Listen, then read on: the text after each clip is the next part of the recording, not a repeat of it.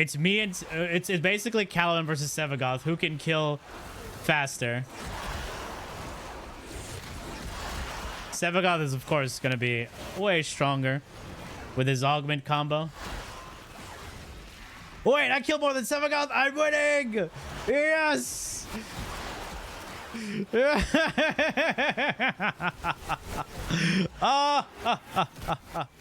Man, Caliban has been through it. Since his debut back on December 15th, 2021, folks just kind of shrugged at him, even after his rework.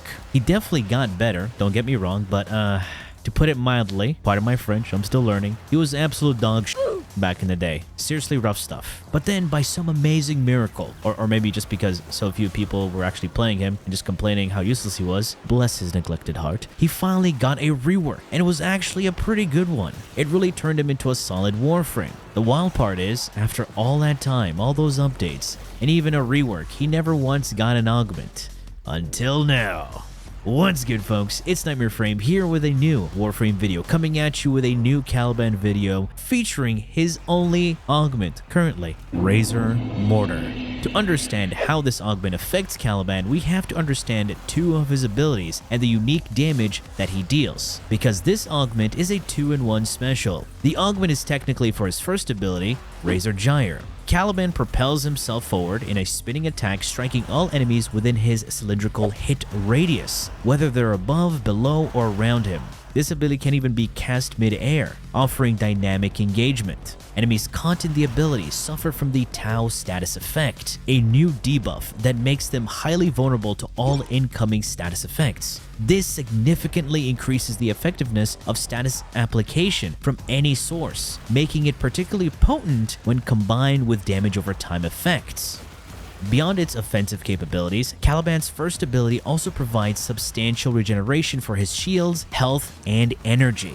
Similar to Nidus's Virulence, hitting enemies with his first ability restores energy. Expending a significant amount of energy on a single cast, especially with low efficiency, can lead to near infinite energy, allowing for continuous ability use. When it comes to health and shield regeneration, the regeneration prioritizes health when it's low before restoring shields. However, thanks to the shield gating mechanic, your health will generally remain topped up. This allows you to fully exploit the shield regeneration, effectively providing infinite shields. As an added bonus, his shield regeneration can overstack into overshields, further enhancing your survivability.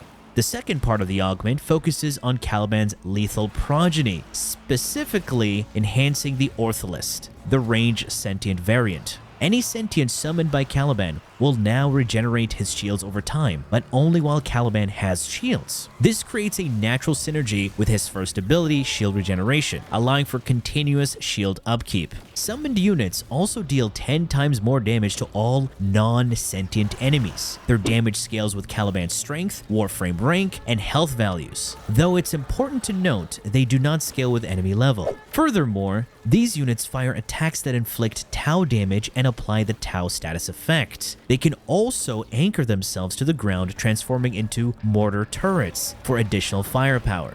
Now that you understand how both abilities function, let's see how the augment affects them.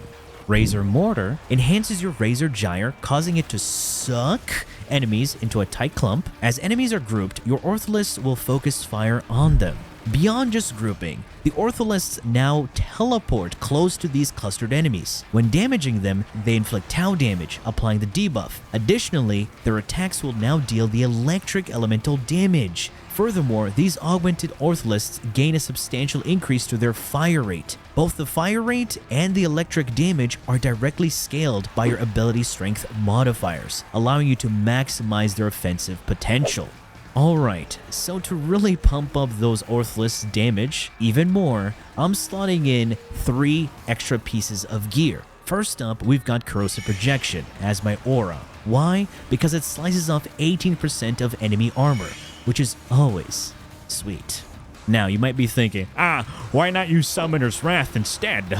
Good question. The thing is, Summoner's Wrath is basically Roar, specifically for summons, but it only goes up to 75% bonus damage, and it's additive to Roar. And that brings us to the Helminth ability of choice, Roar. This baby scales way higher and just flat out performs better than Summoner's Wrath. It's a universal damage multiplier that boosts pretty much everything in your arsenal, except the operator. So with Corrosive Projection and Roar, we've got both Armor Shred and a massive damage multiplier.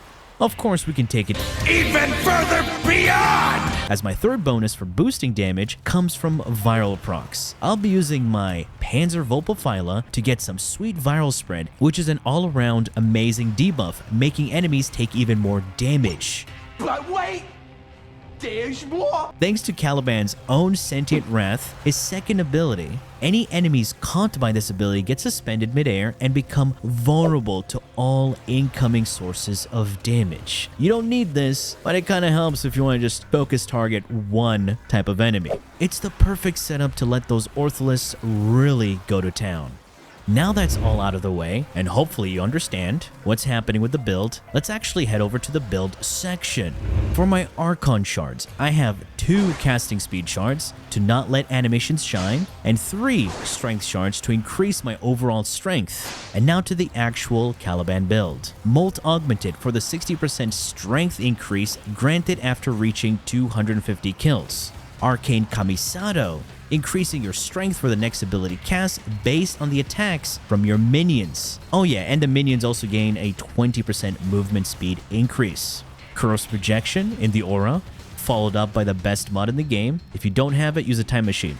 My modded strength modifiers with Blind Rage and Precision Intensify. Precision boosts my 4th ability strength by 90%, making my Roar damage multiplier even more potent. Primed Continuity to maintain my buffs and summon uptime. Range modifiers with Stretch and Augur Reach. Reach is an Augur mod. It's a set bonus where it converts energy spent into shields, which will aid me in additional shield gain. I'm using regular Stretch instead of Archon Stretch because unfortunately, your Progeny dealing and proccing electric does not trigger Archon Stretch. However, you can still run Archon Stretch and have it triggered by your companion. But to be honest, I have so much energy income, I don't even need it. Prime Flow for the large energy pool, giving me ample room for an ability spam setup. Primed Redirection to increase my shields and have them scale even higher thanks to his abilities. And lastly, the Augment, Razor Mortar. Moving on to the final piece of my build, the Companion, the Panzervulpaphyla. Simple build to help spread viral and statuses, and give him link redirection to boost his shields as my Warframe will have a large shield pool. For his weapons, simple build to help deal damage and spread statuses. And there you have it, folks, the new Caliban augment, having Caliban nuke very hard, with little effort. Anyway, folks, that has been it from me. I do hope you enjoyed and learned something from this video. If you did, please feel free to leave a like, share, and subscribe for more Warframe content, streams, and so much more. Do it for the description. Thanks for watching, and as always, a peace. Bye-bye now.